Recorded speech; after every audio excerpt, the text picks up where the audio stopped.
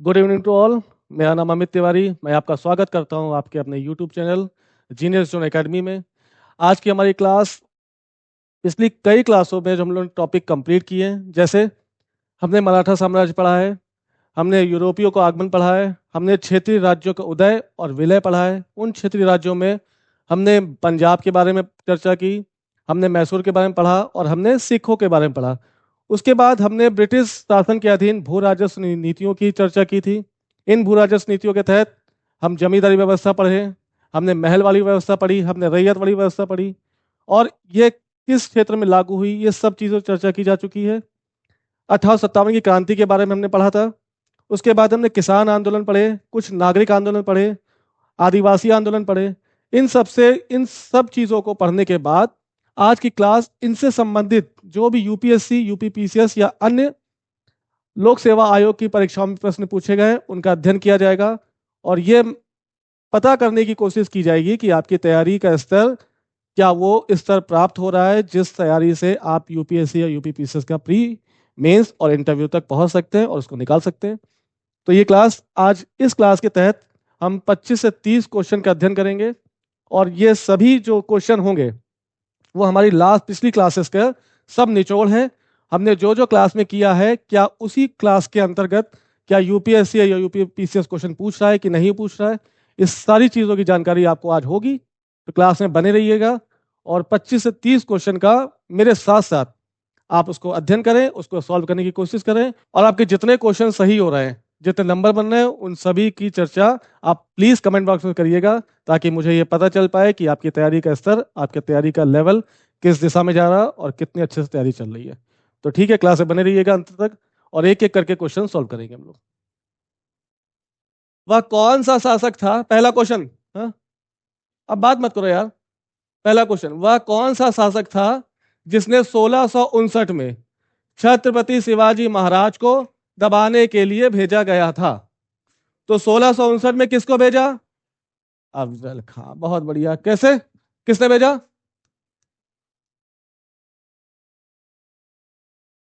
अफजल खां को बीजापुर से भेजा। किसने भेजा? आदिल शाह ने। गुड। और क्या कहा? जब बीजापुर का कौन सा क्षेत्र शिवाजी ने जीता?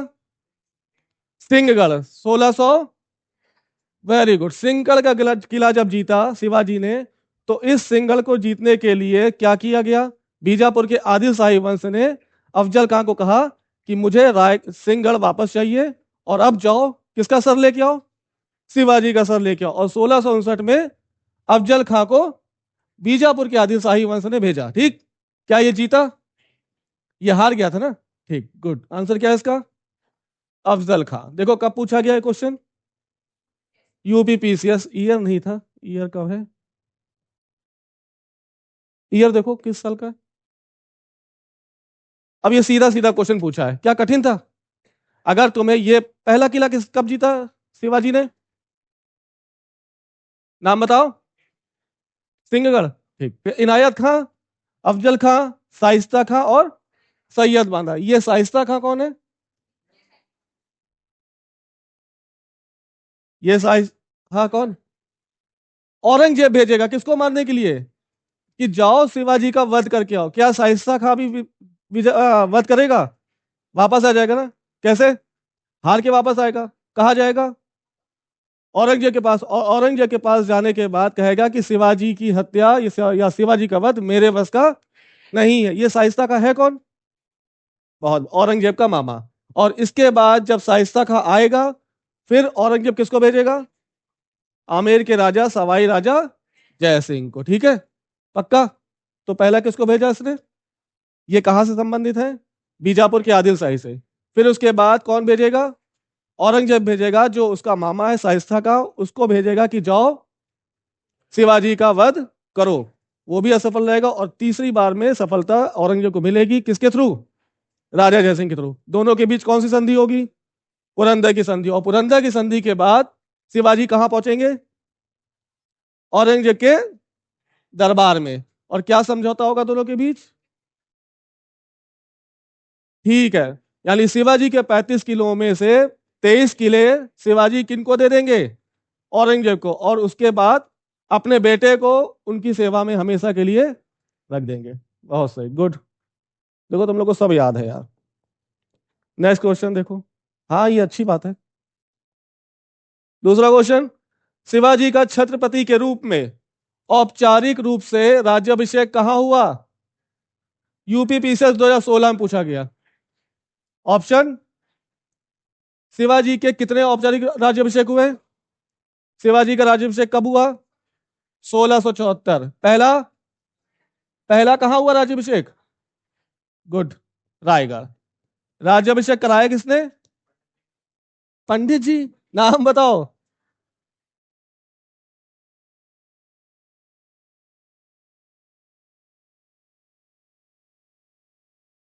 विशेश्वर भट्ट। ये कहां से आए? गंगा किनारी नगरी। जब 1674 में पहला राज्याभिषेक हुआ शिवाजी का, उसके कुछ दिनों बाद शिवाजी की मां की डेथ हो गई। उनकी मां का नाम क्या है? जीजाबाई की डेथ हो गई। और जीजाबाई की डेथ के बाद शिवाजी ने इस राज्याभिषेक को क्या माना? अपशगुन मांगा। और 2-3 महीने बाद एक पुनः राज्याभिषेक कराया। उस राज्याभिषेक कहां किया गया? रायगढ़ में ही किया गया है। लेकिन उज्जैन के, अब शिवाजी ने जो पहला राज्याभिषेक है वो हिंदू रीति रिवाज से कराया, यानी पंडित को बुलाया, और इसको अपशकुन मानते हुए दूसरा जो राज्याभिषेक है वो तांत्रिक विधि से किया गया। ठीक है, तांत्रिक विधि। और उज्जैन के एक तांत्रिक हैं जिनका नाम है,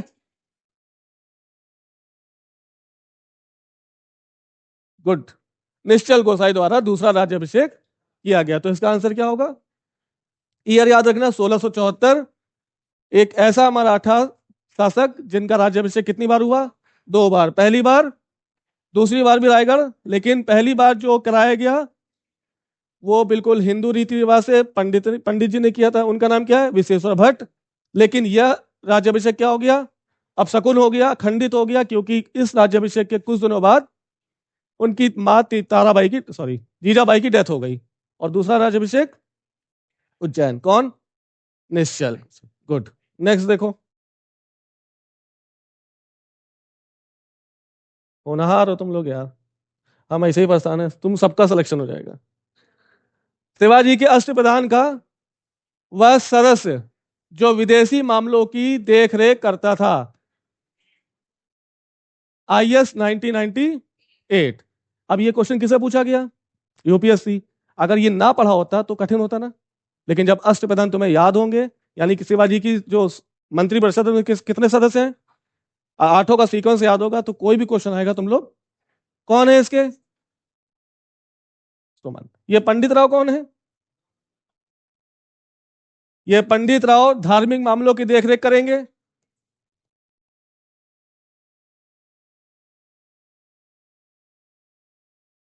पेशवा जी कौन है?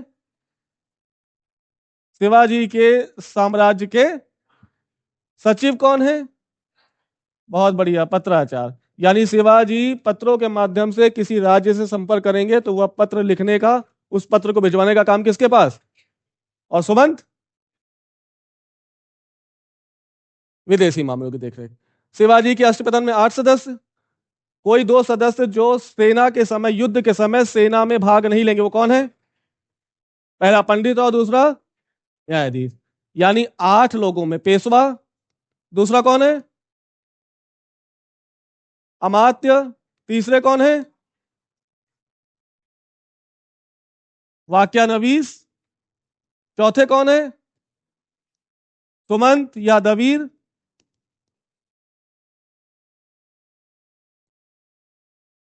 पांचवे कौन है? गुड। सचिव छठे कौन है? क्या नाम है? सरे नौबत। गुड। पहला सरे नौबत कौन? सरे नौबत का पद किसने सृजित किया? कौन से छत्रपति हैं? पहला सरे नौबत कौन नियुक्त हुआ? देखो लिखाया है हमने ना। अब क्वेश्चन आएगा कि पहला सरे नौबत कौन है, तो नाम क्या बताओगे? बालाजी विश्वनाथ। 1700 1707 से 1713 तक बालाजी विश्वनाथ जब पेशवा बने, पेशवा कब बने? और 1707 से 1713 के 13 तक वो किस पद पर रहे? सरे नौबत, सरे नौबत। ठीक है, इस सरे नौबत का गठन किसने किया? राव जी। समझ में आई बात? इसके बाद क्या है? सातवां कौन है? पंडित राव। और आठवें कौन है? न्यायाधीश। जब शिवाजी अपनी सेना तैयार करके किसी दूसरे राज्य को जीतने जाते थे तो शिवाजी के साम्राज्य में शामिल सभी सैनिक भाग लेंगे। सैनिकों के अलावा इनकी मंत्री परिषद के सभी सदस्य भाग लेंगे। बस दो लोग हथियार नहीं उठाएंगे। वो कौन है? एक पंडित राव है और दूसरे न्यायाधीश है। इस पर काली नजर है मेरी। जिस दिन यूपीएससी देखेगा ये क्वेश्चन उठा लेगा। कौन सा? कि अष्टप्रधान में से निम्न में से कौन से सदस्य सेना में भाग नहीं लेते थे या हथियार नहीं उठाते थे? ठीक है, नेक्स्ट है। चलो, ये याद है सबको? बहुत अच्छी बात है, ये याद रखना। नेक्स्ट देखो, कथन सुनो। राज्य के मामले में शिवाजी एक मंत्री परिषद से सलाह लेते थे। स्टेटमेंट ठीक है। मंत्री परिषद कौन है शिवाजी की? वही अष्टप्रधान। ठीक है, अष्टप्रधान से शिवाजी अपने सभी कार्य कराने से पहले क्या लेते थे?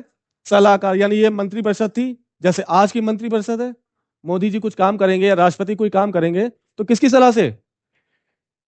राष्ट्रपति मंत्री परिषद की सलाह मानने के लिए बाध्य है, आर्टिकल 74। उसी तरह से जो आज मंत्री परिषद है वैसी शिवाजी की भी एक मंत्री परिषद थी। कौन है उसके?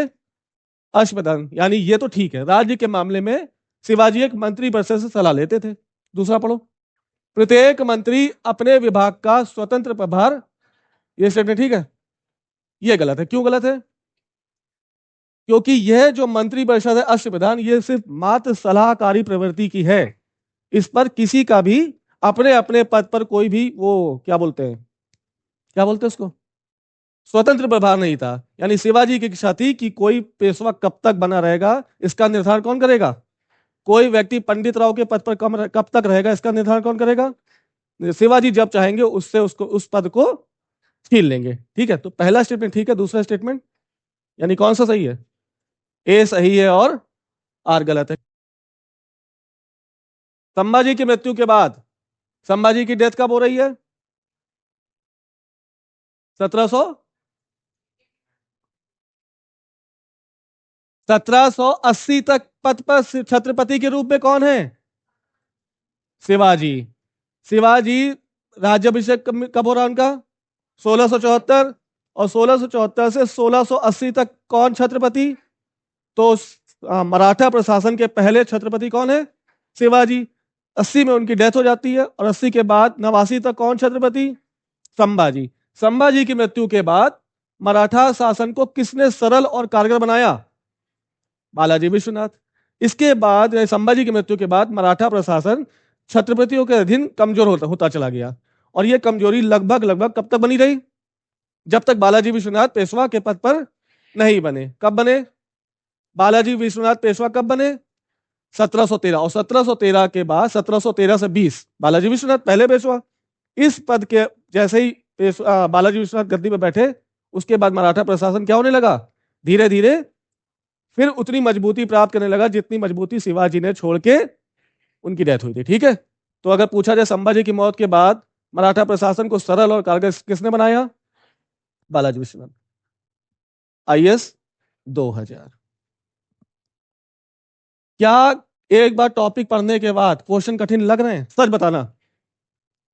नहीं पढ़े होते तो लगते ना। ये आईएएस से पूछा गया है।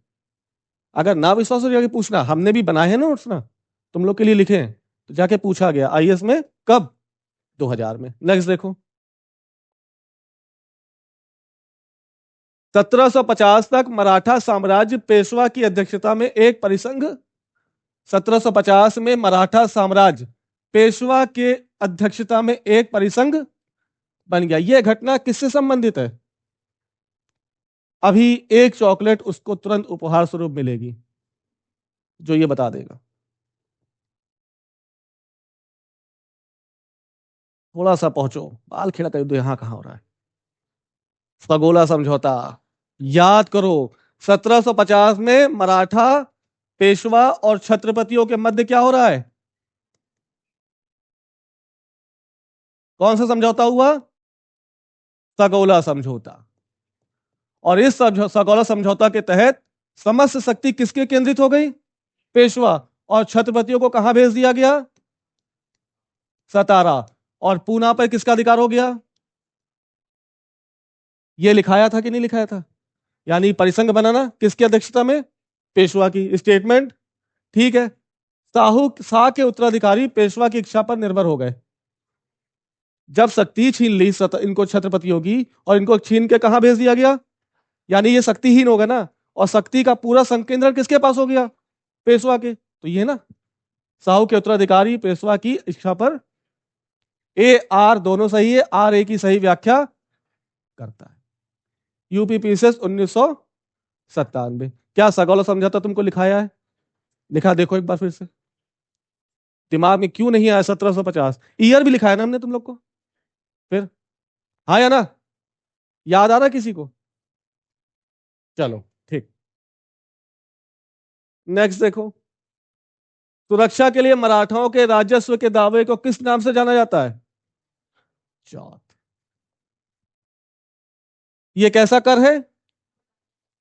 ये मराठे किस राज्य से लेते हैं, मतलब किस हिस्से से लेते हैं? मराठा साम्राज्य को दो भागों में बांटा था हमने। पहला निश्चित भूभाग। निश्चित भूभाग का मतलब क्या है? ऐसे निश्चित भूभाग जहां पर मराठों ने प्रत्यक्ष रूप से नियंत्रण स्थापित कर लिया, यानी वो पूरा राज्य। निश्चित भूभाग में कौन कौन से क्षेत्र थे? हैं? तमिलनाडु, कर्नाटक और महाराष्ट्र। ये पूरा क्षेत्र किसके अधीन है? पूरी तरह से प्रत्यक्ष रूप से किसका शासन चल रहा है इस पर? मराठों का। और बाकी के जो क्षेत्र हैं जहां पर अप्रत्यक्ष रूप से मराठा साम्राज्य स्थापित होगा, वो कैसा है?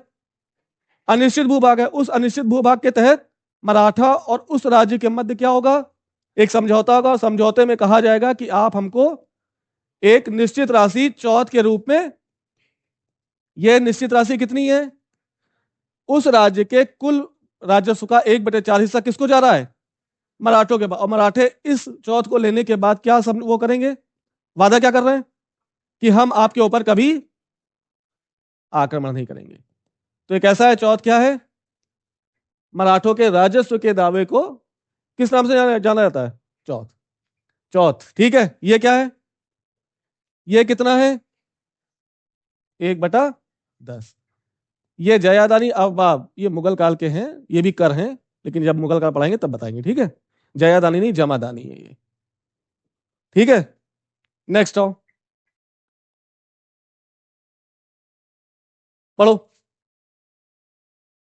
अहमद शाह अब्दाली के भारत पर आक्रमण और पानीपत की तीसरी लड़ाई लड़ने का तत्कालीन कारण क्या था? आईएएस का 2010 का क्वेश्चन। पानीपत का युद्ध हुआ, किसके बीच हुआ? थर्ड बैटल ऑफ, किसके बीच? एक तरफ मराठा और दूसरी तरफ अफगान। चलो सेना के हिस्से बताओ। मराठा में कौन कौन थे? बहुत बढ़िया, सदाशिव राव। सदाशिव राव। दूसरे विश्वास राव। तीसरे जसवंत राव। और चौथे इब्राहिम गारदी। इब्राहिम गारदी। अफगान की तरफ से कौन है? सुजाउद्दौला।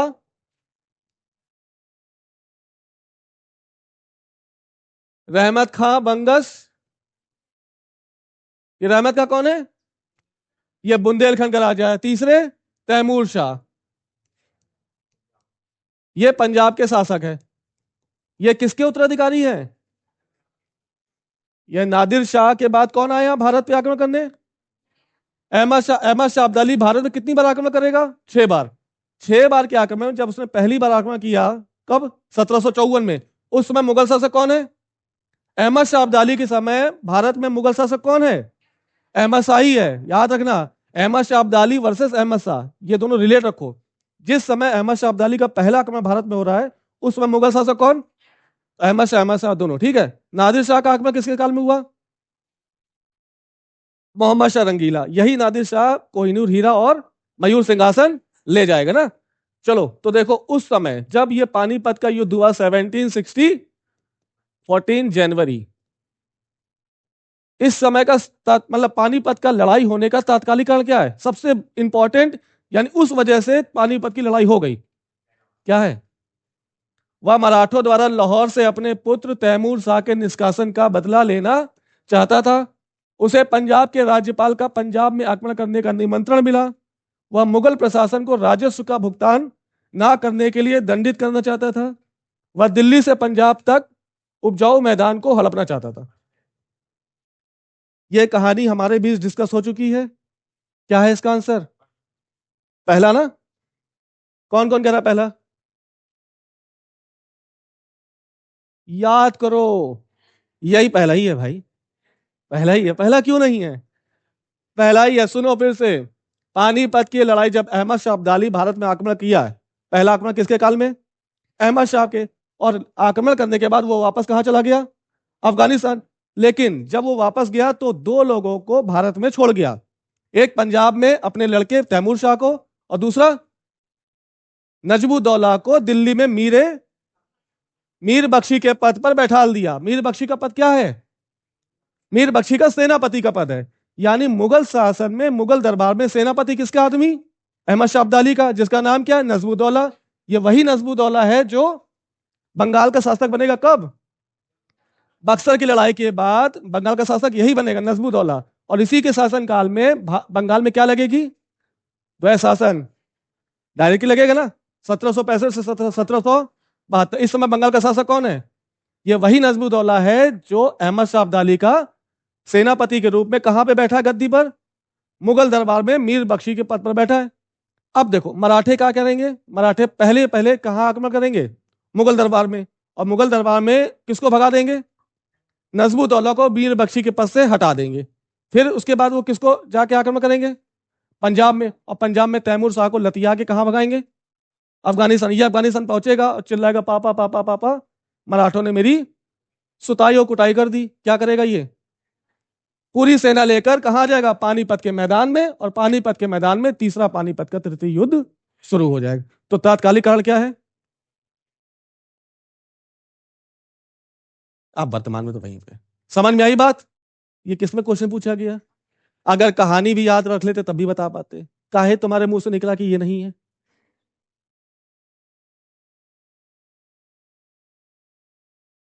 जिन्होंने आंसर दिया वेरी गुड। चलो देखो, निम्न में से किस मुगल शासक ने अंग्रेजों को बंगाल में शुल्क मुक्त व्यापार करने की कितने होनहार बच्चे हो तुम लोग, सच में यार। नहीं सही है, याद है तुम लोग को, पूरी कहानी याद आ गई। कौन सा? फरुख सियर गद्दी पर कब बैठा? 1713 से 1719। ये उत्तरवर्ती मुगल शासक है। कब है? फरुख सियर। इसके पहले मुगल शासक कौन है? जहादार शाह। Very good. जहादार शाह से पहले कौन है? बहुत बढ़िया, बहादुर शाह फर्स्ट। बहुत सुंदर। बहादुर शाह के बाद जहादार शाह, जहादार शाह के बाद फरुख सियर। ये कब गद्दी बैठा? 1713 से 1719। इसी दौरान कौन आएगा? हैमिल्टन आएंगे। इनको क्या, कौन सी बीमारी है? इनके लाइलाज बीमारी फोड़ा। और फोड़ा धीरे धीरे नासूर बन रहा है। इनकी मौत निश्चित है। इन्होंने भारत के सभी डॉक्टर से इलाज करा लिया लेकिन किसी को फायदा नहीं मिला। अचानक से कौन आएगा? हैमिल्टन। किसके साथ आ रहा है? हैमिल्टन किसके साथ आ रहा है भारत? है? बहुत बढ़िया, गुड। उसके साथ आ रहा है। जब ये फोड़े का इलाज, फरुख सियर कहेंगे कि भाई मेरा फोड़ा है, लाइलाज है, मर जाएंगे, करो इलाज। हैमिल्टन द्वारा इनका इलाज हो जाएगा और भाई साहब क्या हो जाएंगे? सही हो जाएंगे। सही होने के उपलक्ष्य में इनको क्या मिलेगा? ये हैमिल्टन से खुश हो जाएंगे और हैमिल्टन को, मतलब अंग्रेजों को, बंगाल दे देंगे। क्या? कितने रुपए में? 3000 वार्षिक किराए के रूप में पूरा बंगाल किसको मिल जाएगा? अरे ठीक है भाई, ठीक है, ठीक। कितने में दे देंगे? 30,000 रुपए वार्षिक में दे देंगे। पूरे साल की बंगाल की राजस्व वसूली, बंगाल से जो व्यापार करना करो, बस फर्रुख सिंह को कितने रुपए देने? ये समझौता कैसा है? अच्छा, इसी समझौते को क्या कहा गया? Magna carta. किसका? इसी समझौते को अंग्रेजों का मैग्ना कार्टा कहा गया। समझ में आई बात? यानी किसने दे दिया? फर्रुख सिंह ने। घृणित का, हाँ, इसकी उपाधि घृणित का है। इनको किस नाम जानते हैं? ये घृणित भी है और कायर भी। मयूर सिंहासन में बैठने वाला अंतिम मुगल सम्राट कौन था? बीपीएससी 1900। इसके बाद मयूर सिंहासन, हीरा कोहिनूर क्या भारत में आया वापस? अरे, कोहिनूर तो वापस आया, लेकिन मयूर सिंहासन कभी भी वापस नहीं आया। तो मयूर सिंहासन बैठने वाला अंतिम शासक कौन? मोहम्मद शाह रंगीला। कौन ले गया कोहिनूर का इतिहास बताओ? नादिर शाह कोहिनूर हीरा ले गया और मयूर सिंहासन ले गया। उसके बाद वो वापस आया कोहिनूर। कौन लेके आया? रणजीत सिंह। रणजीत सिंह के पास कहा गया? दिलीप सिंह। दिलीप सिंह के बाद कौन सा, कब ले गए? जब पंजाब का विलय हुआ। दिलीप सिंह यानी कौन सा युद्ध है वो? तीसरा आंग्ल, नहीं, आंग्ल पंजाब विलय कब हुआ है? पंजाब की विलय कब हुई अंग्रेजों की तरह? 1848। उसके बाद से कभी भी कोहिनूर हीरा भारत में आज कहां है? आज विक्टोरिया के ताज में लगा हुआ है। हम पाने की कोशिश कर रहे हैं, लेकिन अभी तक नहीं पा पाए। ठीक है, तो मोहम्मद शाह रंगीला अंतिम मुगल शासक है जो मयूर सिंहासन पर बैठ रहा है। अगर आपसे पूछे मयूर सिंहासन का निर्माण किसने कराया, तो आपका आंसर होना चाहिए शाहजहां। यानी अगर पूछे कि मयूर सिंहासन बैठने वाला पहला शासक कौन है, तो आंसर क्या होगा? और अंतिम? बहुत सुंदर। नेक्स्ट देखो, निम्न मुगल मुगल शासकों का सही क्रम चुने। कब पूछा गया? यूपी पीसीएस अभी रिसेंट में 2018। देखो कौन कौन है। पहला पहला मोहम्मद शाह रंगीला। सबका टाइम पीरियड बताओ, टाइम पीरियड बताओ। गुड। 1719 से 1748। जहांदार शाह का बताओ। 1712 ही, एक ही साल बैठा है। आलमगीर सेकेंड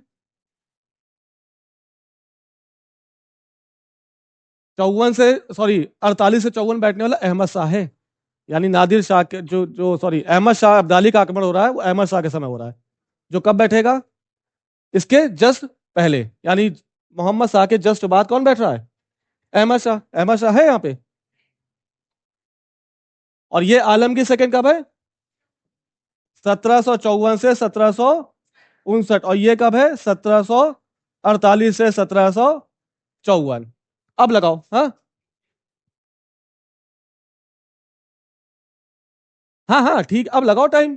तो पहला बी, दूसरा ए, तीसरा डी, और चौथा BADC। समझ में आई बात? ये कब कर पाओगे? जब तुम्हें उत्तरवर्ती मुगल शासकों का पूरी क्रम याद होगा। याद है तुम लोग को? बहुत बढ़िया।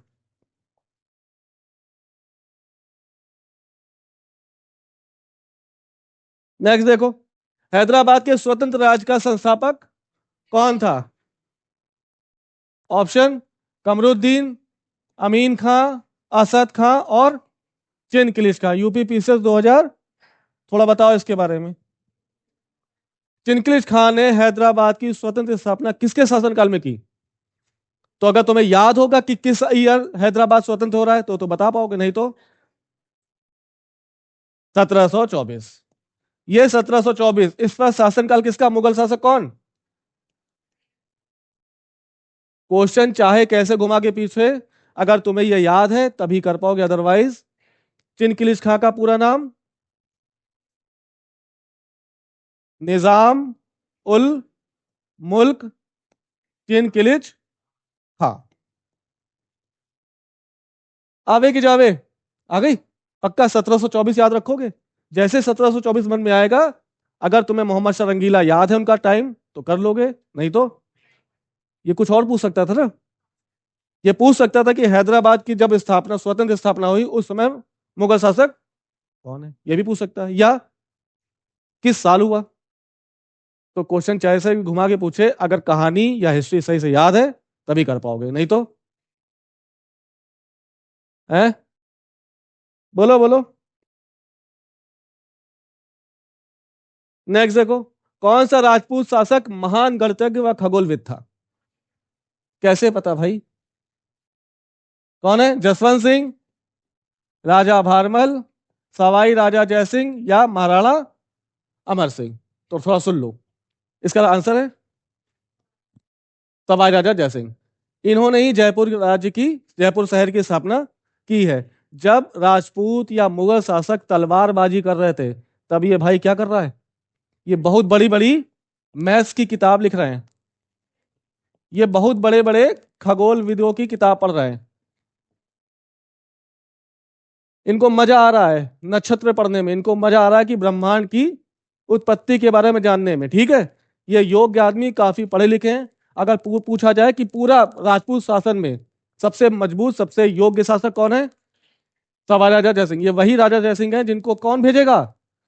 औरंगजेब भेजेगा कि जाओ शिवाजी का वध करके आओ ना। इन्होंने ही किसकी स्थापना की?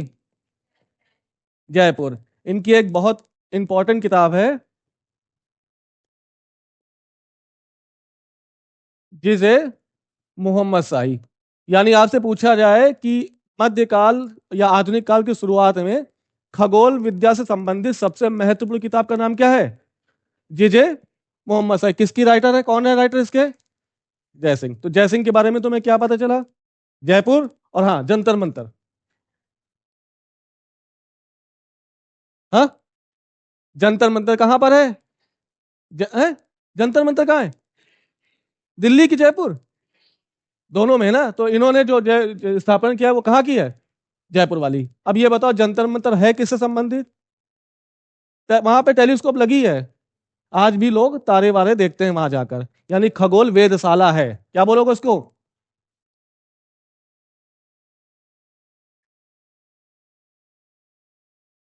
ये लिख लो, 2 मिनट, ये जिजे मोहम्मद शाही लिख लो। अच्छा, बहुत सही यार। ठीक है, तो ऐसा महान गणितज्ञ और खगोलविद कौन है? सवाई राजा जयसिंह। कहाँ के हैं ये? आमेर के शासक हैं, ठीक है ना। ठीक, चलो नेक्स्ट आओ। ब्लू वाटर पॉलिसी संबंधित है, कौन है blue water policy?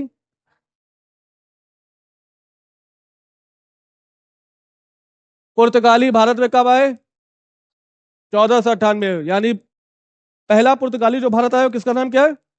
Vasco D gamma. वो आया और 2 साल के बाद चला गया। और पहला गवर्नर कौन है जो पुर्तगालियों का जो भारत आया? अल्मीडा। वास्तविक गवर्नर कौन है पुर्तगालियों का? अल्बुकर्क। और तीसरा? नीनो। जो पहला गवर्नर है पुर्तगालियों का, उसका टाइम पीरियड कितना है?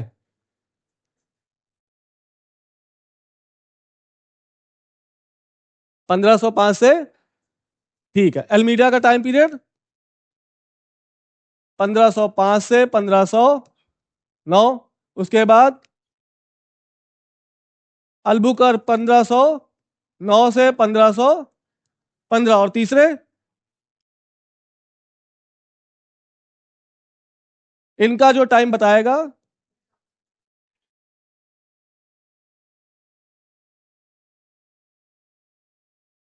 अच्छा, बस एक चीज और, कब आए दूसरे शासक कौन है गवर्नर? 1515 में गद्दी से उतर गए। और तीसरा कौन बन रहा है? ये 14 साल का गैप बताओ, ये 14 साल का गैप बताओ क्यों बना? एक जन बोलो। धार्मिक? कहां पर? पुर्तगाल में, पुर्तगाल यानी लिस्बन में। पुर्तगाल की राजधानी क्या है? लिस्बन। लिस्बन में इस समय 1515 से लेकर 1529 यानी 14 साल तक क्या चल रहा था? धार्मिक उथल पुथल चल रही थी। यानी प्रोटेस्टेंट और कैथोलिक के बीच मतभेद थे। अब बताओ वो वहां संभालेंगे कि भारत में वायसराय भेजेंगे? वहीं संभालेंगे, तो भेजा नहीं, इसलिए 14 साल का गैप। ये याद रखना, 14 साल का गैप के पीछे का कारण क्या है? कहां पर? लिस्बन। ठीक है, हाँ। हाँ, वो उसका इंपॉर्टेंट ज्यादा रोल नहीं है ना, इसलिए। ठीक है, ये 3 याद रखना, पहला, दूसरा और पूछा भी नहीं क्या कभी। नेक्स्ट देखो, ब्लू वाटर, हाँ ब्लू वाटर पॉलिसी थोड़ा देखो क्या है ये। हिंद महासागर में क्या करना, वर्चस्व स्थापित करना। ब्लू वाटर पॉलिसी के तहत अल्मीडा ने क्या क्या इंट्रोड्यूस किया था, कौन सा, नाम बताओ। एक है कार्टेज सिस्टम, दूसरा अरमेडा सिस्टम, अरमेडा क्या है, और तीसरा ब्लू वाटर पॉलिसी। कार्टेज सिस्टम पुर्तगालियों द्वारा लागू किया गया। इस सिस्टम के तहत हिंद महासागर में कोई भी जहाज जाएगा तो जहाज उतरने से पहले पुर्तगालियों से एक परमिट लेना अनिवार्य। इसी परमिट व्यवस्था को क्या कहा गया, कार्टेज सिस्टम। ये क्या है, आर्मेडा सिस्टम। अब देखो, हाँ परमिट लिया किससे, पुर्तगालियों से। अब जब पुर्तगालियों से परमिट ले लिया, नहीं पुर्तगालियों ने आज्ञा दे दी कि आप अपना जहाज हिंद में उतारे, तो उतारने के बाद एक जहाज पुर्तगालियों का उस जहाज के पीछे पीछे चलेगा, जाएगा, पूरी इंक्वायरी करेगा कि ऐसा तो नहीं इस जहाज के अंदर कोई हथियार हो, या ऐसा तो नहीं ऐसा जहाज में कोई सैनिक हो जो षड्यंत्र करके पुर्तगालियों को भारत से खदेड़ दे। और तीसरा, उनका उद्देश्य ये उनका ये भी था कि अगर परमिट लिया है तो पैसे लिए होंगे, तो उस जहाज को अपने गंतव्य तक सुरक्षा रूप से पहुंचा दे। ठीक है, समझ में आया। तो कार्टेज पूछे, आर्मेडा पूछे, या ब्लू वाटर पॉलिसी पूछे, तीनों का संबंध किससे है, पुर्तगालियों से। गुड। नेक्स्ट, भारत में यूरोपीय शक्तियों के प्रवेश के संदर्भ में, कब, किसके, किसके संदर्भ में, यूरोपीय शक्तियों के प्रवेश के संदर्भ में कौन सा कथन सही नहीं है, कब पूछा गया, आईएएस के 2003 में। अगर याद होगा, यूरोपियों का भारतीय भारत भारत में यूरोपियों का आगमन, तो चीजें कर लोगे, पढ़ो ध्यान से। पहला, पुर्तगालियों ने 1499 में गोवा पर कब्जा कर लिया। अंग्रेजों ने अपना पहला कारखाना मछलीपट्टनम में लगा दिया। ठीक है, ये सब ठीक है? अरे सही है, मछलीपट्टनम मछली तो एक ही है। तीसरा देखो, पहला पुर्तगाली गवर्नर अल्मीडा था। चौथा देखो, सही है, गलत क्या है, क्या गलत है उसमें, 1510 में पुर्तगालियों ने बीजापुर के आदिल शाह से गोवा छीना था। बहुत बढ़िया। पुर्तगालियों ने गोवा राजधानी कब बनाई, 1500, कोचिन बनाई थी। गोवा कब बनाई, हाँ टाइम बताओ, 1529-30। ठीक है, 1530 में गोवा को राजधानी बनाया, लेकिन गोवा को जीता कब, 1510 में। इस गोवा को जीतते समय पुर्तगाली गवर्नर का नाम बताओ, अल्फांसो डी एल्बुकर्क। किससे जीता, बीजापुर के आदिल शाह से। ठीक है, पक्का। गोवा कब राजधानी बनी वो अलग है, और गोवा जीता कब ये अलग है। तो गोवा 1510 में जीता गया है, और 1530 में पुर्तगालियों की गोवा से पहले राजधानी कौन सी थी, कोचीन। गुड, तब तो याद है तुम लोग को यार, हम ही बेफालतू पढ़ा रहे हैं। छोड़ो, कल से छुट्टी, कल से क्लास बंद। क्यों आएगा, अच्छा, अच्छा, हाँ हाँ।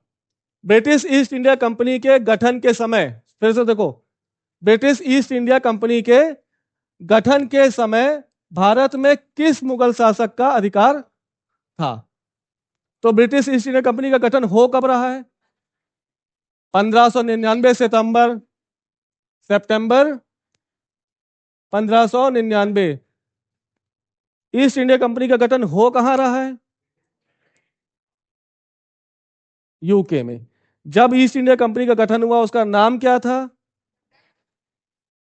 The United and governors, the governors and क्या है,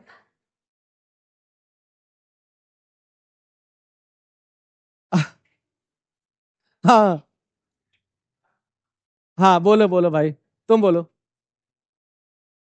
हाँ,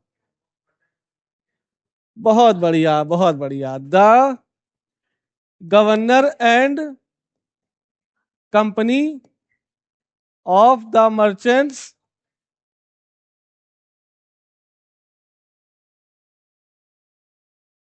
ऑफ द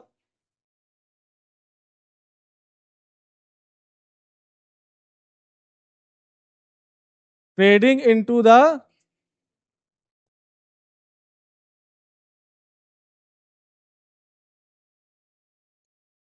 ईस्ट इंडिया। ठीक है, इस कंपनी का नाम शुरुआत में ये था, और इसकी कंपनी का पूरा इतिहास पढ़ाया हमने तुम लोग को, कौन कौन सा कब कब नाम चेंज हुआ।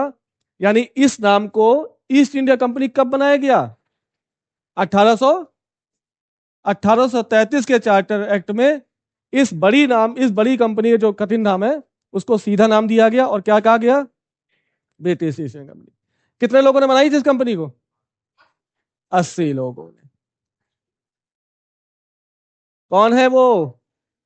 बहुत बढ़िया, लॉर्ड मेयर। लॉर्ड मेयर ने यूके में 80 लोगों के साथ मिलकर ब्रिटिश ईस्ट इंडिया कंपनी का गठन किया। उस समय मुगल शासक कौन? तो आंसर है क्या? अकबर, जिसका टाइम पीरियड 1556 से 1605। और बन कब रही है? तो इस समय मुगल शासक कौन है? अकबर। ठीक है, कब पूछा गया? UP PCS 2012। सबको कसम है उसकी। क्या क्वेश्चन कठिन थे? सही बताना, जिसको लग रहा हो बताओ। अगर सही अगर सही से पढ़ोगे तो सही हो जाएगा, नहीं पढ़ोगे तो नहीं होगा। नेक्स्ट देखो। और रिजल्ट देख के क्या लगा? रिजल्ट देख के क्या लगा? यूपी वाला 80 गई है कट ऑफ, सही कह रहा है। तो जब तुम्हें 97 तक पहुंचना है तो कैसे पढ़ना है? मेरे 97 क्वेश्चन बिल्कुल सही थे। कितने नंबर आए इससे? 129.1। चाहे जितनी मिनट जाती, हमें क्या डर लगा? जब पेपर दे के आए थे तब तुमने उसे क्या कहा था? यही बोला था ना। 2 दिन बाद जब आंसर की आई तो कितने निकले? अब कितनी भी कट ऑफ जाए, इतिहास में कितनी भी कट ऑफ जाए, कभी इससे ज्यादा कट ऑफ। और जो बीच में रहा उसके जैसे मान लो 78, 79, 76, 75। इन्होंने 22 अक्टूबर के बाद, क्या पेपर क्या था ये, क्या 22 दिसंबर के बाद आज तक 28 फरवरी तक क्या उनकी पढ़ाई हो पाई होगी मेंस की? नहीं कर पाए होंगे। हो रहा है, नहीं हो रहा है, इसी डायलामा में फंसे रहे होंगे। यार क्या होगा क्या होगा, सी सेट निकल गया, जीएस के नंबर नहीं आ रहे हैं। इस पूरे प्रकरण में आपका 2 महीना क्या हो गया? जनवरी और फरवरी पूरा। और मेंस की तैयारी करने वाला व्यक्ति पेपर देने के 3 दिन बाद, 4 दिन बाद वो श्योर हो जाएगा कि हमें क्या करना है, तैयारी करनी है कि। लेकिन ये लोग, तो इसीलिए कट ऑफ से कम 10-12 नंबर ऊपर लाने का प्रयास करना ही पड़ेगा, अदरवाइज आप भी डायलेमा में फंसे फंसे रहेंगे, यार होगा कि नहीं होगा। और उस जैसे ही मन में आया ना होगा कि नहीं होगा, विश्वास मानो, तुम सब कुछ कर लोगे लेकिन मेंस की तैयारी नहीं कर पाओगे। अब पीछे हो गए जो, मान लो जिनका 80 था ना, अगर इसको भी डायलेमा होगा कि होगा कि नहीं होगा, हो गया, फिर भी ये कितना पीछे हो गया? 2 महीने। अब 29 जून तक इसको कस के रगड़ना पड़ेगा अपने आप को, तो पहले रगड़ लेते। नहीं समझे? तो थोड़ा सा कट ऑफ का ध्यान रखते हुए कम से कम 10 नंबर ऊपर लाओगे तभी चीजें सही रहेंगी। क्योंकि इनका भरोसा नहीं, किसका? 14 क्वेश्चन डिलीट हुए। आने अंदर आने वाले बाहर चलेगा, बाहर जाने वाले अंदर आ गए। समझ लो। तो चीजें थोड़ा सा ध्यान रखना, और तैयारी करो तो बिल्कुल डूब के करो यार, तभी मजा आएगा। फिर सोचना ना पड़े, पेपर दे के आओ, 2 दिन रिलैक्स करो, जो करना करो, घूमना फिरना, बियर पीनी, दारू पीनी, जो पीना पियो, लेकिन 2 दिन बाद तुम्हारे मन में डायलेमा ना हो कि मेरा होगा या नहीं होगा। लग जाओ। समझ रहे हो मेरी बात? चलो नेक्स्ट देखो। हाँ बात कर लो तो। कर्नाटक युद्ध किसके मध्य हुआ? UP PCS 1900। कठिन क्वेश्चन नहीं आते, क्वेश्चन तभी कठिन लगेंगे। क्वेश्चन कठिन कब लगते हैं? जब पढ़ा दो। 19 का पढ़ा कठिन है क्योंकि याद नहीं किया। बताओ, कर्नाटक युद्ध, डच, कितने युद्ध हुए? पहला 1746 से 48। किस संधि से बंद हुआ? एक्सलास आपेल, गुड। तुम लोग यार एक्सलास आपेल। दूसरा 1748 से 1754 किस किस संधि से बंद हुआ? पौंडीचेरी की संधि, वेरी गुड। तीसरा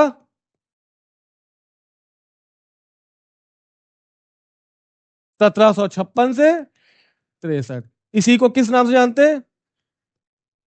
सप्तवर्षीय युद्ध। किस संधि से रुका? पेरिस की संधि, वेरी गुड।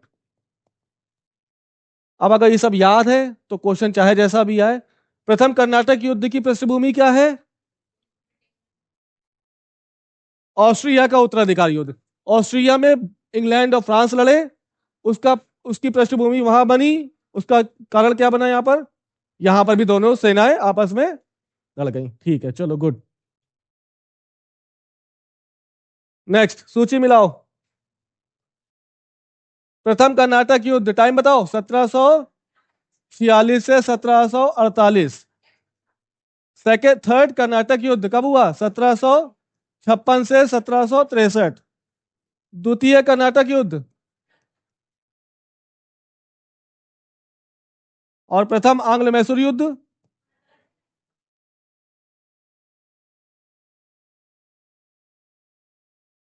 ठीक है यार, अब बताओ, मिलाओ।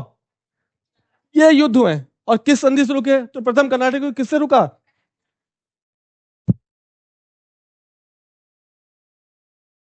पहला का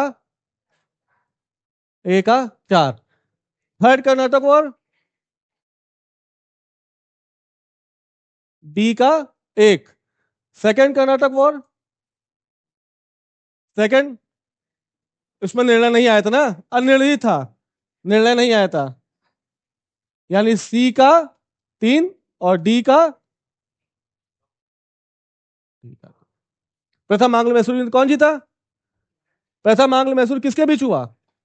हैदर अली और अंग्रेजों के। हैदर अली मतलब ऐसे बोले तो मैसूर और अंग्रेज। मैसूर की तरफ से नेतृत्व किसने संभाला और अंग्रेजों की तरफ से नेतृत्व किसने बनाया? वेरेलिस्ट, बहुत सुंदर। वेरेलिस्ट और स्मिथ, जिसमें से ये दोनों हार गए और हैदर अली जीत गया। ठीक है, गुड, बहुत बढ़िया। नेक्स्ट देखो, निम्न में से किसने अपनी राजधानी, बच गया 12, बस 2 मिनट रुके यार। ठीक है, 1 मिनट रुक दो भाई।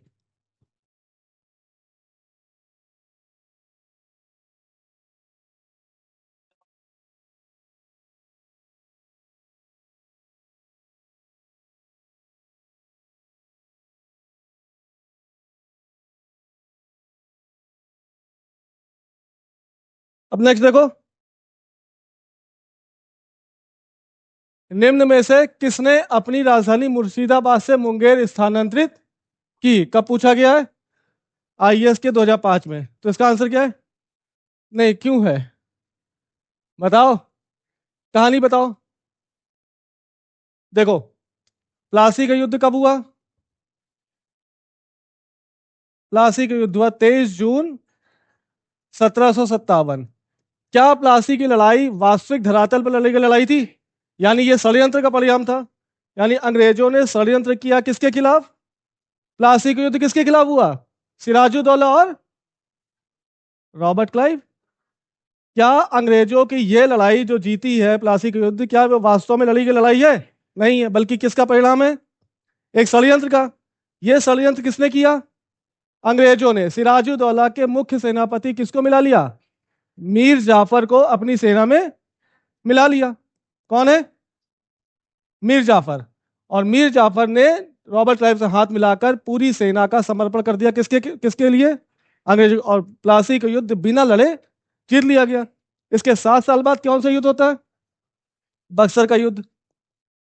यानी पहला जो प्लासी में हुआ वो क्या था? षड्यंत्र का परिणाम था ना। दूसरा युद्ध बक्सर का युद्ध, ये किसके बीच? 22 अक्टूबर 1764। ये किसके बीच हो रहा है?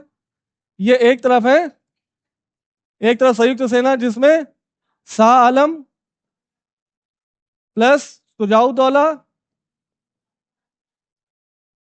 और अवध बंगाल का सेनापति या बंगाल का शासक मीर कासिम। समझो, प्लासी युद्ध के बाद सिराजुद्दौला को मौत के घाट उतार दिया गया और नया बंगाल का शासक किसको बनाया? मीर जाफर को। जब तक अंग्रेजों ने मीर जाफर से पैसा वसूला तब तक तो मीर जाफर बंगाल के शासक बने रहे, लेकिन जब इनका खजाना खाली हुआ तब अंग्रेजों ने किसको पद से हटा दिया? मीर जाफर को गद्दी से हटाकर एक नया बंगाल का शासक नियुक्त किया, उसका नाम मीर कासिम। यानी सिराजुद्दौला को षड्यंत्र से हरा दिया अंग्रेजों ने और अपना पपेट जिसका नाम क्या है, इसको गद्दी बैठाला। गद्दी पर बैठाने के पीछे उद्देश्य क्या है इसका, अंग्रेजों का? अधिक से अधिक पैसे की वसूली। जब इसका पूरा खजाना खाली हो गया तब इसके पास अंग्रेजों को देने के लिए कुछ बचा नहीं, इसको पद से हटाकर किसको बैठा दिया गया? मीर कासिम। ये थोड़ा योग्य था, इसको पता था कि अगर हम बंगाल की राजधानी मुर्शिदाबाद में रहेंगे तब तक हम अंग्रेजों के षड्यंत्र का शिकार होते रहेंगे। मीर कासिम ने कहा कि अब जो राजधानी है वो मुर्शिदाबाद से ट्रांसफर कर दो, कहां पर? मुंगेर। इससे क्या होगा? इससे जो अंग्रेज षड्यंत्र कर रहे हैं कहां पर बैठकर, राजधानी में बैठकर, उनका षड्यंत्र से हमें क्या मिल जाएगी? मुक्ति मिल जाएगी। यानी हमारे सेनापति को अंग्रेज अपनी तरफ नहीं मिला पाएंगे और शासन चलता रहेगा। यानी मुंगेर, मुर्शिदाबाद से मुंगेर राजधानी स्थानांतरित करने के पीछे मीर कासिम का उद्देश्य क्या था?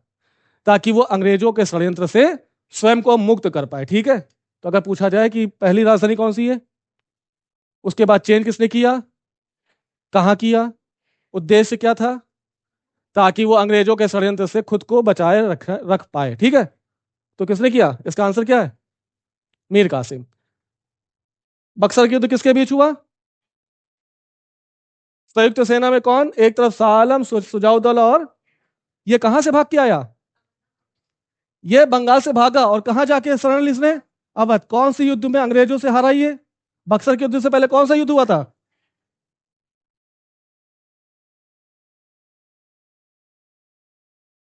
कौन सा? किसी ने बोला भी था, छोटी झपट। हाँ, इस क्रिया के युद्ध में अंग्रेजों की सेना ने मीर कासिम को भगा दिया। कहां पे? और खदेड़ के भगाकर कहां भेजा उसको? अवध। अवध में कौन है पहले से? ये भी तो पहुंचा है ना, किसके दूर थ्रू? ये इसको किसने भेजा अवध में? इलाहाबाद में कारागार के रूप में किसको भेजा गया? शाह आलम को भेजा। किसने भेजा? अंग्रेजों ने भेजा ना। और इस अंग्रेजों की मतलब पकड़ से इसको कौन छुड़ाएगा? मराठे। कब? 1772 में। इस समय मराठा कौन है? पेशवा। सॉरी, हाँ, पेशवा।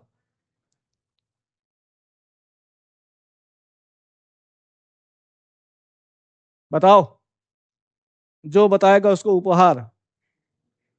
1713 से 1720 कौन सा पेशवा? 1720 से 40 कौन सा पेशवा है? 1720 से 40, 1720 से 40 में कौन है पेशवा?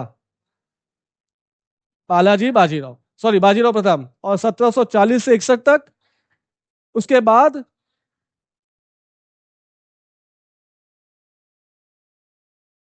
यानी इस समय जो पेशवा है कौन है? ये माधवराव अपने आप को मराठों को शक्तिशाली बना रहा है। यानी जो मराठा टूट चुके हैं पानीपत के थर्ड थर्ड वॉर के बाद, किसने कहा था कि पानीपत से जितनी मराठों को क्षति नहीं हुई है उसके इसकी मृत्यु से हो गई? किसने कहा ये है? पूरा सही नाम बोलो यार। हाँ ठीक है, तो माधवराव इस समय कौन है? पेशवा है। और ये पेशवा अंग्रेजों की शरण से, जो अंग्रेजों के संरक्षण में कौन है, शाह आलम, इनको छुड़ाएगा और कहां पे फिर से पुनः स्थापित कर देगा? दिल्ली की गद्दी पर। अब ये शाह आलम जो कि अंग्रेजों के अधीन काम कर रहा था, अब किसके अधीन काम करने लगेगा? मराठों। और 1803 में सेकेंड एंग्लो मराठा के बाद जब मराठे पूरी तरह से खत्म हो जाएंगे तब फिर से 1803 के बाद मुगल शासक पर किसका हो जाएगा? अंग्रेज का। याद आया? ये कहानी क्यों नहीं याद तुम लोग को? रिवीजन नहीं है, करो रिवीजन। चलो नेक्स्ट देखो। बक्सर की लड़ाई के समय बंगाल का नवाब कौन था? आंसर सिराजुद्दौला, मीर जाफर, मीर कासिम या नजमुद्दौला। मीर जाफर है ना? हाँ, मीर जाफर। बंगाल का बक्सर के युद्ध में मीर कासिम है कहां? ये भगौड़ा शासक है। ये भागकर कहां है? तो जिस डेट में बक्सर का युद्ध हो रहा है 22 अक्टूबर 1764, जैसे ही मीर कासिम भागकर अवध गया, अब बंगाल की गद्दी खाली, और बंगाल की गद्दी पर पुनः किसको स्थापित कर दिया? मीर जाफर को, अंग्रेजों ने। तो पूछा जब बंगाल बक्सर के युद्ध के समय बंगाल की गद्दी पे कौन बैठा है? मीर जाफर। समझ में आया? बक्सर का युद्ध होगा, किसके बीच होगा? एक तरफ संयुक्त सेना, दूसरी तरफ अंग्रेज। संयुक्त सेना में कौन? शाह आलम, सुजाउद्दौला और भगौड़ा मीर कासिम। दूसरी तरफ हेक्टर मुन्नो, और हेक्टर मुन्नो पूरी तरह से किसको हरा देगा? इनकी 50,000 की संयुक्त सेना को वो 2200 लोग मिलकर हरा देंगे, और वास्तविक रूप से अब अंग्रेजों का रास्ता क्लियर हो जाएगा। अब मतलब बक्सर के युद्ध ने साबित कर देगा कि अब वास्तविक शक्ति किसके पास होगी? अंग्रेजों के पास। ठीक है, तो उस समय कौन है? और जैसे बक्सर का युद्ध खत्म हुआ, नया बंगाल का नवाब कौन बना? नजमुद्दौला। ठीक है। 18वीं शताब्दी में, यानी कब की बात कर रहा है? 18वीं शताब्दी मतलब 1701 से 1700 में भारत में लड़े गए युद्धों का सही क्रम बताओ। कब पूछे? किस आईएएस के 2005 में। तो बताओ भाई, है? हमें इससे नहीं मतलब है, ईयर बताओ। वन दिवस कब हुआ? वो वेदरा है, वो वेदरा है। वांडीवॉस और वेदरा दो हुए। सॉरी शक्तिमान, वांडीवॉस। बक्सर का युद्ध 1700, अंबर का युद्ध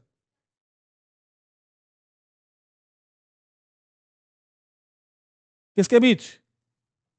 हाँ, किस युद्ध का वो है? ये किस युद्ध का भाग है? अंबर का युद्ध। पहुंच रहा है वो लड़का, सही है।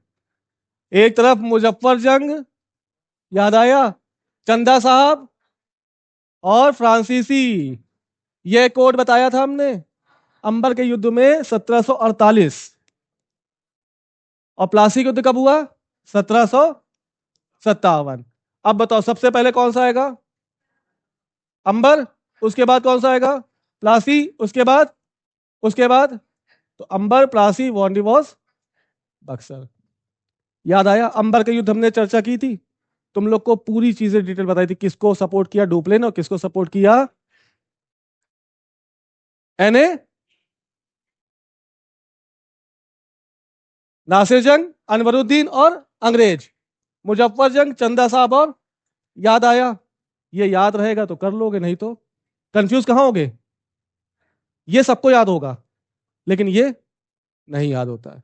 जब याद हो जाएगा तो कर लोगे। और देखो सबने पूरा क्या किया है, इसको क्या किया? 1700, चलो जो भी है ये तुम्हारा ठीक है। अंबर के तो पहले हुआ, उसके बाद वांडीवॉस हुआ, उसके बाद उसके बाद ये वांडीवॉस का युद्ध किसके बीच हुआ? फ्रांसीसी वाले। यानी वांडीवॉस के युद्ध के बाद अब भारत पे फ्रांसीसी राजनीतिक रूप से कमजोर हो गए। क्या कहा गया इनको? क्या कहा गया? पेरिस की संधि में क्या बातें हुई थी, याद करो। अंग्रेजों और फ्रांसीसियों के बीच क्या बात हुई है? पेरिस की संधि। अब से व्यापार करोगे, राजनीतिक उद्देश्यों की पूर्ति नहीं करोगे, अंग्रेज जो भी करेंगे आपको ये भी आपत्ति नहीं लगा। याद आया? ये वही समय है। ठीक है, नेक्स्ट देखो। रणजीत सिंह का संबंध किस मिसल से है? यूपीपीसीएस 1997। कौन है? शुक्र चकिया। जब अंतिम सिख गुरु, क्या नाम है उनका? गुरु गोविंद सिंह। इनकी डेथ कब हुई? 1708 में। किसने मारा, किसने हत्या की?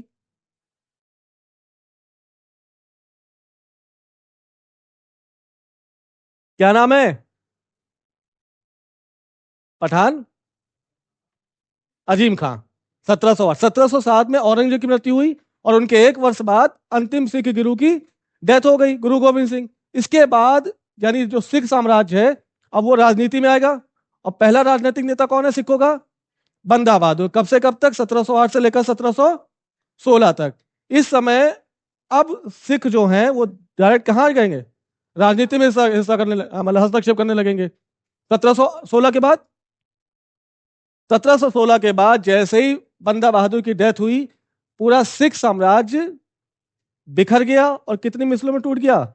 12 मिसलों में। उन 12 मिसलों में से एक मिसल कौन सी है जिसका संबंध किससे है? सुकर चकिया मिसल के संस्थापक कौन है?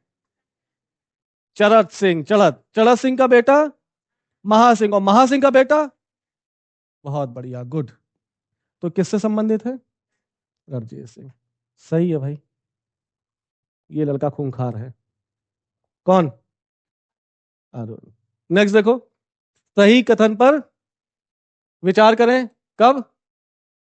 आईएएस 2004। पानीपत के तृतीय युद्ध में अहमद शाह अब्दाली ने इब्राहिम लोदी को पराजित कर दिया। गलत है, क्योंकि पानीपत के तीसरे युद्ध में अहमद शाह अब्दाली तो है, लेकिन क्या इब्राहिम लोदी है? इब्राहिम लोदी ने पानीपत के पहले युद्ध में लड़ाई लड़ी। किसके खिलाफ? बाबर के खिलाफ। पानीपत का पहला युद्ध कब हो रहा है? 1526। किसके किसके बीच? बाबर और इब्राहिम लोदी। और लोधी वंश को समाप्त करके मुगल शासक बाबर ने मुगल शासन की स्थापना कर दी। कब हुआ? 1526। दूसरा कब हुआ? 1556। किसके बीच हुआ? ठीक है ठीक है, अकबर और हेमू। अकबर नहीं लड़ रहा है ना, अकबर की जगह बैराम खान लड़ेगा। बात समझ आई? और नेक्स्ट युद्ध तीसरा 1761। इस युद्ध में अहमद शाह अब्दाली तो है, लेकिन इब्राहिम लोदी नहीं है। इसकी जगह कौन है? मराठे हैं। मराठों में कौन? विश्वास राव, जसवंत राव, सदाशिव राव और इब्राहिम गारदी। ये सब याद रखना, ठीक है? तो ये तो गलत हो गया। दूसरा पढ़ो। तृतीय आंग्ल मैसूर युद्ध में टीपू की, क्या थर्ड एंग्लो मैसूर में टीपू की मृत्यु हुई? कब हुई? फोर्थ में हुई। और फोर्थ युद्ध यानी 1799। तो ये भी गलत हो गया। तीसरा, प्लासी के युद्ध में सेनापति और मीर जाफर ने सिराज के खिलाफ षड्यंत्र। ये सही है। तो कौन सा सही है इसमें? Only B. अगर एलिमिनेट कर लोगे तो क्वेश्चन देखो, एलिमिनेट करो, देखो एक बार ट्राई करो। क्या ही ट्राई करोगे इसमें? तो चलो ये तुम्हें नहीं पता मान लो, लेकिन तुम्हें ये तो पता होगा पानीपत का तीसरा युद्ध किसके बीच हुआ। अगर ये गलत है तो पहला एलिमिनेट कर दो। ये गलत हो गया, नहीं होगा। दोनों पता होने चाहिए तुम्हें। नहीं, पता होने चाहिए तुम्हें। दो तीन भी तो हो सकता है। तो ये भी पता होना चाहिए तुमको कि थर्ड एंग्लो मैसूर में टीपू की मृत्यु नहीं हुई है। किसमें किसमें मृत्यु हुई है? फोर्थ में। ठीक है। हैदर अली की मृत्यु किस युद्ध में हुई? सेकेंड युद्ध में। किसमें? पोर्टो नोवा के युद्ध में। पोर्टो नोवा के युद्ध किन के बीच हुआ? एक तरफ हैदर अली, दूसरी तरफ दो अंग्रेजों को हैदर अली ने हराया है। पहले कौन है? कर्नल बेली है, दूसरा हेक्टर मनु जीत रहा, एक और हराया है। सॉरी, बिल्कुल बिल्कुल, कर्नल बेली हारा है, हेक्टर मुन्नो हारा है, और तीसरा जब आयरकुट आया तब आयरकुट ने हैदर अली को परास्त किया और उसमें वो घायल हो गया। उसके बाद उसकी डेथ हो गई। तो हैदर अली की मृत्यु कब हुई? 1782 in the between of second Anglo Mysore war. ठीक है, on the battle of Porto Novo, याद रखना। ठीक है, नेक्स्ट देखो। सही सुमिलित नहीं है। क्या नहीं है? नहीं है। हेक्टर मुन्नो का संबंध बक्सर के युद्ध से है। लॉर्ड हेस्टिंग का संबंध आंग्ल नेपाल युद्ध से है। लॉर्ड वेल्जली का संबंध फोर्थ एंग्लो मैसूर से है। यही कहेगा ना कि देखो पूरब का साम्राज्य मेरे कदमों पर। किसने कहा? किसकी मृत्यु पे कहा? टीपू की मृत्यु पे कहा। ये देखो, आंग्ल मराठा में नहीं है कॉर्नवालिस। कॉर्नवालिस थर्ड एंग्ल मैसूर में है। देखो कंफ्यूज किया उसने। यहां क्या लिखा? और तुम इसको पढ़ने के बाद चौथा आंग्ल और तीसरा आंग्ल मैसूर, नहीं ये तो सही है। फिर तुम कहां करोगे गलत? देख रहे हो उसका टेम्परामेंट, देख रहे हो किस कौन सा क्वेश्चन है ये? यूपीएससी या यूपीपी से पूछा गया है। ये तुम्हें सबको पता है, ये भी पता है। और जैसे तुमने पढ़ा फोर्थ एंग्लो तुम ना चाहते भी इसको क्या पढ़ोगे, थर्ड एंग्लो मैसूर पढ़ोगे, और थर्ड एंग्लो मैसूर को करके होगे क्या करोगे, कॉर्नवालिस, ये भी सही, ये भी सही, अब तुम यहाँ पे फंसोगे, ये तो सही है, यही होगा अगला, है ना। तो ध्यान रखना, आंग्ल मराठा है, आंग्ल मैसूर नहीं है। चलो, हाँ दिखेगा नहीं, नहीं दिखेगा, नहीं दिखेगा, यहां तो अभी भी दिख रहा है, फिर भी वहां तो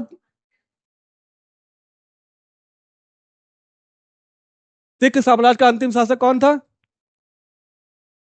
इतना कूटे जाओगे तुम लोग ना, ये क्या बात कर रहा है, दिलीप सिंह यार, सिख साम्राज्य का अंतिम शासक, गुरु नहीं पूछ रहा है, सिख गुरु नहीं पूछ रहा, क्या पूछ रहा है, और दिलीप सिंह की मृत्यु के बाद क्या कब हो रही है, दिलीप सिंह की मृत्यु हो रही है, हाँ चलो ये याद है, क्या हुआ फिर, कौन से युद्ध में, दिलीप सिंह को अल्पवयस्क होने के बाद अंग्रेजों ने किस युद्ध में हराया और कहा कि तुम जाओ पढ़ने, कहां पर, याद आया, कौन सा युद्ध है वो,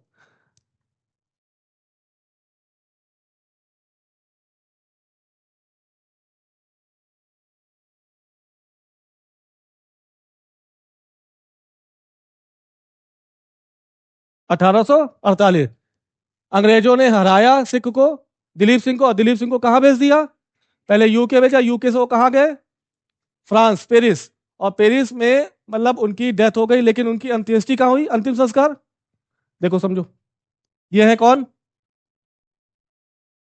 दलीप सिंह, ये 1848 में अंग्रेजों द्वारा परास्त हो जाते हैं, और अंग्रेज इनको कहां भेजेंगे,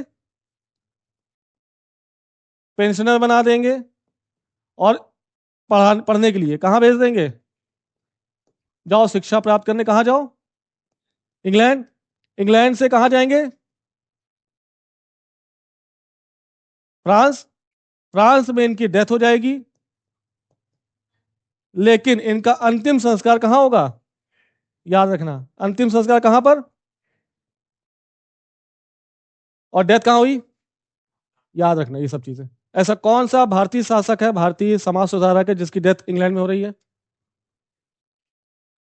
राजा राम मोहन राय, राजा राम मोहन, इंग्लैंड के किस शहर में हुई इनकी डेथ,